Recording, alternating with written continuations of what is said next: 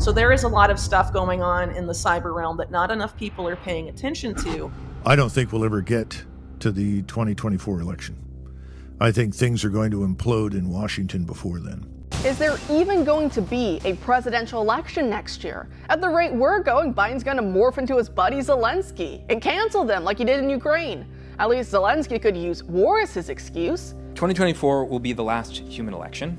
It'll be humans as figureheads, but it'll be whoever has the greater compute power will win. But, you'd have to hack into those things. They may end up canceling the 2024 election. That martial law will be put in place as a result of a massive cyber attack. Hackers affiliated with China's People's Liberation Army have infiltrated critical services here in the U.S. They rarely, if ever, provide any direct evidence as to why a group is, Chinese or Iranian or North Korean or Russian. More often than not, they don't give any actual evidence. They say, we suspect, or this group behaves similarly to a group that is, of these various nationalities. An explosion has been reported at the Con Edison power plant in New York City. Power outages have been reported.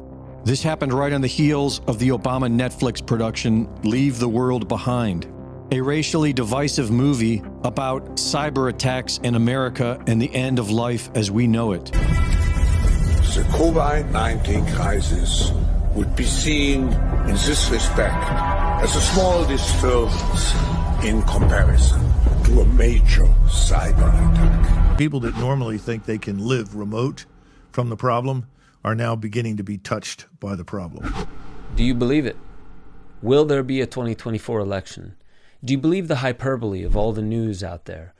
The amygdala tantalizing news that tries to get you to tune in every single day, every single week. Something big is happening. We need to tell you about it. We need you to know from our mouths who is the danger? Where is the problem? How do you send us your allegiance so we can keep feeding you the information that will inform your worldview? And a big part of it is not just the mainstream media. There are many people right here on Rumble. There are many people all throughout the internet that are really trying to do the best thing that they possibly can, but they don't realize that they're falling into the same pitfalls that all news media does. They give you the things you should worry about, and they fail. Maybe not because of their own failing, but just because the algorithm doesn't pick it up as well. Those who try to give you a little bit of hope. So I'm here telling you that, as you saw in that intro, there are many reputable voices saying that there will not be a 2024 election. If there is a 2024 election, it'll still be run by AI.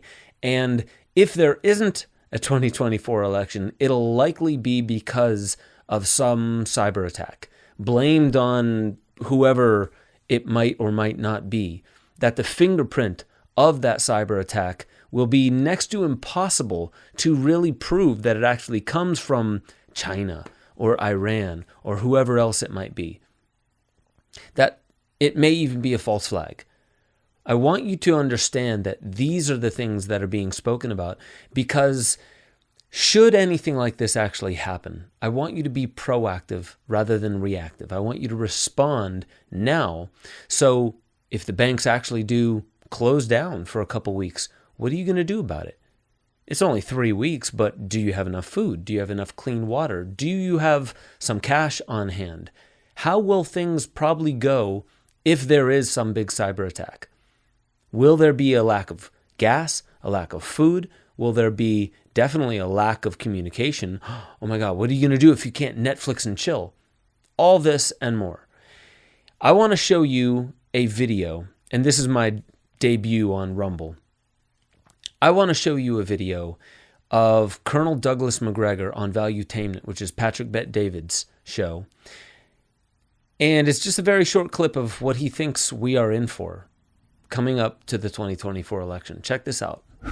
I think our economic financial condition is fragile. It's going to come home to roost in ugly ways. Now, I will tell you, I don't know exactly how it will happen.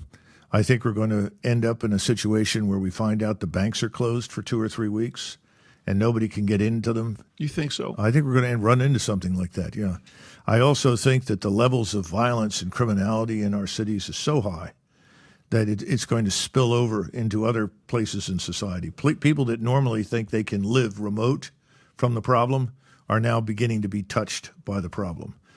Then I look at this thing in Ukraine. I think Ukraine is going to lose catastrophically. It's going to be a complete collapse. And that, too, is going to have an effect here at home because people are going to say, well, wait a minute. Everybody told us Ukraine was winning. Everybody told us X, Y, and Z. I mean, it's sort of the Russian hoax on steroids. All of those things are going to come together or converge in some way that's going to prevent us from reaching, the status quo. Oh, another election. Oh, another set of campaigns and so forth.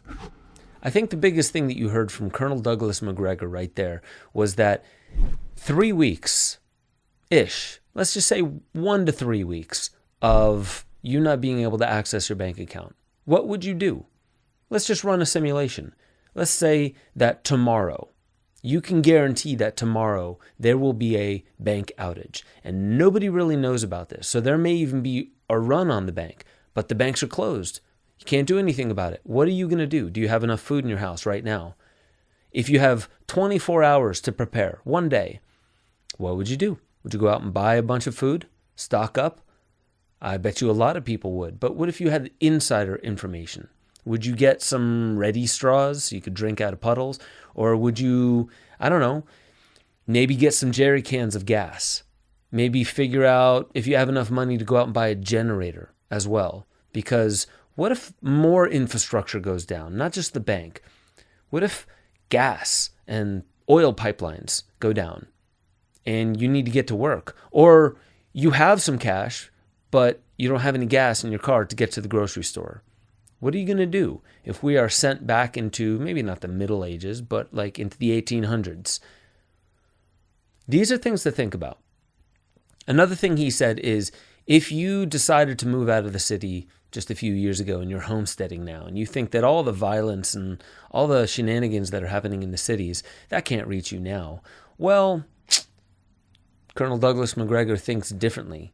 And if you believe that there really are 8 million illegal immigrants that have just poured over the border, not just Venezuelans and Hondurans, but people who actually come from abroad, are shipped into Venezuela and Honduras, and then bust up through the border into Texas. I mean, this has been covered extensively by Clayton Morris on Redacted, Clayton and Natalie, let me be fair. So what would you do in the event that not only does the infrastructure shut down, but let's say that there is violence not just in the cities, but it's actually moving out? And let's just say violence also has to do with looting and vandalism and stealing stuff on your property. How do you know you'd be able to protect you and your family? Well, just consider those things. Everything that I've said, just consider it. And now I'm going to move on to what Klaus Schwab warned us about. Klaus Schwab, if you don't know, which you more than likely, if you're on Rumble, you know who Klaus Schwab is. Here is him saying what he thinks will dwarf the COVID pandemic. Check it out. All right, a cyber attack. How does he know this? Well, it turns out that, and I'm going to let Whitney Webb do the more detailed weaving of this story, but it turns out that a lot of the very same people in the revolving door at the top, that small cohort of people that they'll hop from Pfizer to the CDC to Google to In-Q-Tel to all those intelligence agencies and data aggregators and what have you, that small cohort of seemingly, sorry to say it, incestuous and homogenous grouping of people at the very top, that the very people that might be capable of carrying out such a cyber attack are the ones that are telling us there definitely will be a cyber attack. And when you hear Whitney Webb say, okay, how do we prove where the cyber attack came from? Who is going to be the arbiter of truth telling us this is where the attack came from? Because if you watch Netflix, partly owned by Barack Obama, and you see this latest movie with Julia Roberts, executive produced by Michelle and Barack Obama, called Leave the World Behind, the whole world basically stops because of a cyber attack. And you find out at the end that we don't even know who it is. On the West Coast, they're saying it's China and it's Korea. On the East Coast, they're saying that it's Iran, or it's at least Death to America written in Arabic on these little leaflets that are being dropped everywhere. How do we know who to trust? How do we know those leaflets or those earworms through the internet or whatever communications we still have in a cyber attack? How do we know that any of what we're going to hear is true at all? What if it's kind of like a 9/11 type thing where immediately after 9/11, there's thousands and thousands of perfectly written contractual type pages in a bill called the Patriot Act ready to be passed through. For what? To surveil the people. Not surveil other countries, to surveil the very own people. So you, a citizen of this country, can be seen as a terrorist or a threat. Let's hear it from Whitney Webb on Redacted, on who she thinks is the most capable and likely of carrying out a cyber attack, false flag, in this very country. Well, I would keep in mind, for those that may not remember, a few years ago, the head of the World Economic Forum, Klaus Schwab, talked about a cyber pandemic, right? Right. Which implied that that there was to be in the near future what he described as something having significantly worse consequences for people worldwide than COVID, that was going to be, a cyber pandemic, meaning a series of cyber attacks. So I think that's essentially what's being foreshadowed here. And I think, we're, if we follow some other WEF warnings, like we talked about last time, it's quite possible that we'll be seeing an escalation of, what we've seen just this past week.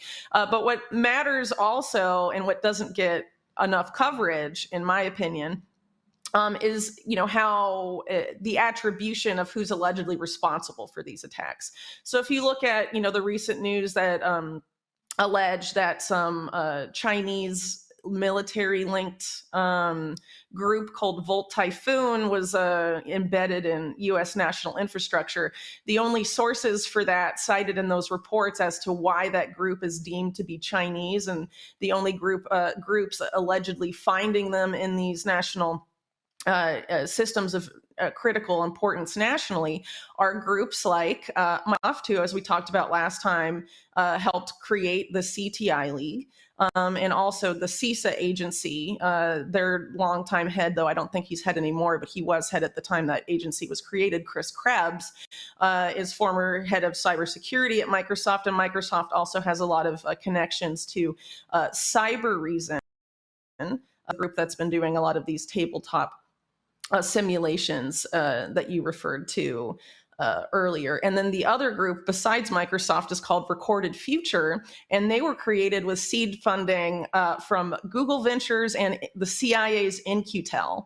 And they rarely, if ever, provide any direct evidence as to why a group is, Chinese or Iranian or North Korean or Russian. A lot of these groups, including, more notorious ones that blame stuff on Russian hackers during like the 2016 elections, like, CrowdStrike, for example, more often than not, they don't give any actual evidence. They say, we suspect, or this group behaves similarly to a group that is, of these various nationalities. And we need evidence, especially since WikiLeaks' release of Vault 7, that the CIA and affiliated intelligence agencies in Five Eyes and beyond can blame any nation state they want by placing false fingerprints of various nation state actors in attacks, cyber attacks they actually conduct themselves.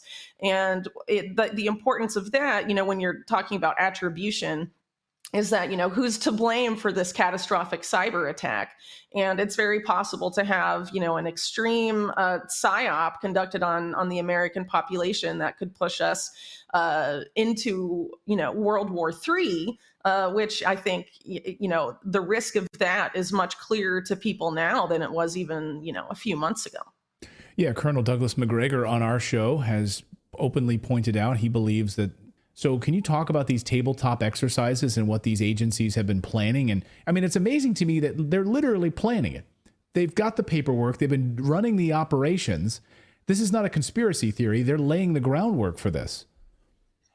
Yes. So the exact scenario which Colonel Macgregor discussed on your show has been simulated for years by the FBI, DHS, and various police departments, not just in the U.S., but also I believe they had one in the United Kingdom as well. And the company responsible for this is based in Boston. They're called Cybereason. They're a cybersecurity company with very overt ties to Israeli intelligence.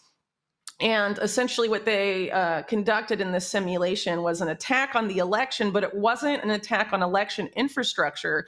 It was an attack on critical infrastructure and also things like hacking traffic lights to cause accidents and kill people in car accidents, hacking self-driving cars to run over people waiting in line to vote. And hacking power grid and all sorts of things like that. So why are they conducting simulations supposedly about election security, but there was nothing about voting machines or, election infrastructure at all? It was about just murdering innocent people and destroying critical infrastructure or, jamming it essentially. And then, not that long after, the head of DHS, Alexander Mayorkas, said that this exact type of hacks, which he referred to as killware, is going to be the next big cyber attack. Which of course is deeply unsettling. And even more unsettling is that Cybereason, the head of Cybereason, Lior Div, says that his work at Cybereason is a direct continuation of his service to Israel's Signal Intelligence Agency, Unit 8200. And while there, Lior Div specialized in offensive cyber attacks targeting other nations, not unlike Ohad Zaydenberg of the CTI League.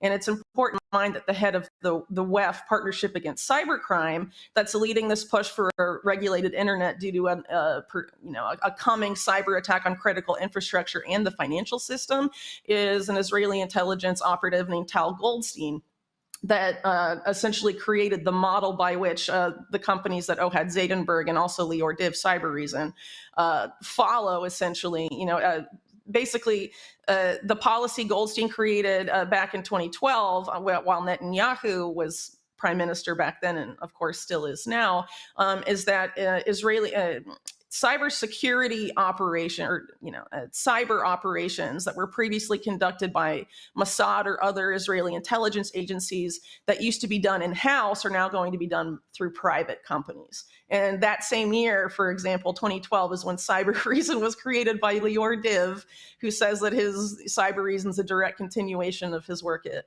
Unit 8200, which was offensive attacks on other nations.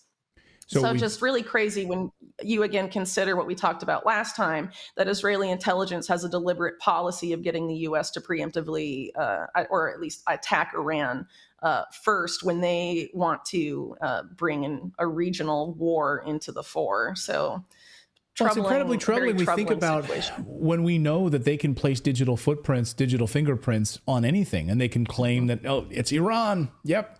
The reason all of your banks are down, you can't get access to your monies because, Iran just launched a massive cyber attack. And we're telling you that that's the case because Israeli intelligence is telling us. How can we believe them at all? And then what are we to do? Launch some massive military strike against Iran? And this is why evidence matters, because all of the companies essentially up to now that are being reported in mainstream media as the ones attributing blame to these nation states are either funded directly by the CIA or Unit 8200 or people related to these intelligence agencies. People, wake up. And we need better evidence than that. Wake up. I love Whitney Webb. I think Whitney Webb, Alison McDowell, and Catherine Austin Fitts are the three best researched people in this whole field of what's happening in the world right now. I'll share with you just a little bit of Catherine Austin Fitts because to me, I don't feel like any of this is just, this is recent. This is within the past few years. No, this goes all the way back to the mid-90s. Catherine Austin Fitts worked under George H.W. Bush, Senior Bush. And this was back in the 90s where she said she started tracking trillions and trillions, up to $21 trillion missing from the federal budget. And there were insiders telling her that the United States is done, China is the next superpower, and now that we know this, we insiders in the government in the 90s, we're going to start siphoning all the assets, all the money and all the assets from the United States overseas. And she's been warning about this for decades. Check this out. We've issued to finance everything since the beginning of the Republic. That amount of money was $12 trillion. And then in 18 months, we gave or lent from the Treasury and the central bank an equivalent amount, another $12 trillion to the banks. Now, what was that about? That $12 trillion refinanced out literally $12 trillion of paper, toxic paper, and derivatives that the financial sector issued during the 1990s, the last 15 years, literally to finance a leveraged buyout of the country and the planet. As a result, we changed the rules of how capital can flow around the world. And so suddenly, it's sort of Ross Perot's giant sucking sound. You pull tremendous amounts of capital out of this country and you shift them abroad into other areas around the world. So you pump up the United States economy at the same time you flatten the economy in Asia or in Latin America, so you can buy in, so you take this money at a high price and buy in cheap at a low price. $5 trillion of that money is in the United States government, so it's shared, it's in the commons, if you will. By the time it gets to Asia, the ownership is in the hands of small numbers of people. So you see this enormous capital shift. And one of the other things that happens as that capital shift occurs is we're watching the end of sovereign governments and the rise of corporations. We're literally changing the governance structure on planet Earth so that we're no longer governed by countries that coordinate with each other. We're literally governed by private corporations. So that's pretty much what I want to share with you. As I said, this is my debut on Rumble. There will be a debut of Aubrey Marcus on Rumble here very soon. I just made a film with Aubrey called Unsafe and Ineffective. You can find it ripped and basically pirated and put up on Real Truth News and other places here on Rumble and on BitChute. I guess that's a compliment. I did comment on Real Truth News saying, dude, I've been following you for a while, but it kind of sucks that if you're going to pirate a film and put it up on your page for clicks and likes, and then go in your description and put all these links to different sites that back up the points that were made in the film, can you at least just admit that it was Aubrey Marcus and Ben Stewart in Shakaruna Media that made the film? Can you try not to, in a sense, eliminate that information to make it seem like maybe you were the one who made the film? I'm not saying this because I'm all about censorship. This is not just copyright infringement. It's just not an honorable thing to do. But I only say that not to knock any of those sites. I take it as a compliment and a pat on the back that the information is good enough for you to actually pirate it and put it on your very own page, maybe to pass it off as your own very work. But with that being said, this is my debut. Aubrey Marcus will have his debut here soon. And there's a lot of information that I've been researching since 2008 when I released Esoteric Agenda. And then 2009 when I released Chimatica. And then 2010 when I released Ungrip. And it goes on and on and on. I want to launch all that footage here for all of you because I think Rumble is the only safe place anymore. BitChute is good, but it's not as robust as Rumble. Odyssey is good. Again, I just don't think it's as robust as Rumble. With that being said, I hope you can take to heart that I'm not going to be one of these voices that are just every single week coming at you and saying, the sky is falling, keep following me. The sky is falling, click like and subscribe and tell all your friends about us. I want you to know that there are dangers out there for sure. And we are in an interesting fourth turning type of time right now. But I want you to understand that you are powerful. And this isn't just New Agey, nor is it some Tony Robbins self-help.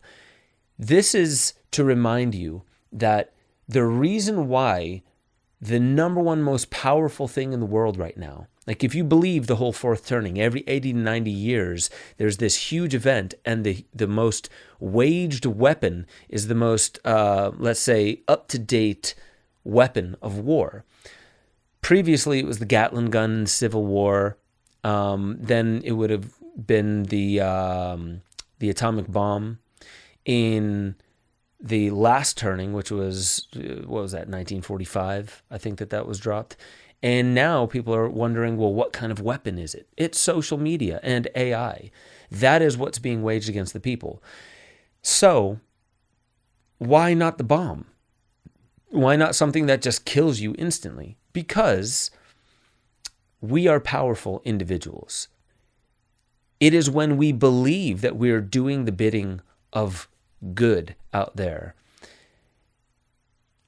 that the weapon is even more powerful, because then we are doing the devil's work for him, her. Sorry not to assign gender to this, but story is the most powerful weapon. We're being shown that that is the most powerful thing being waged against us right now.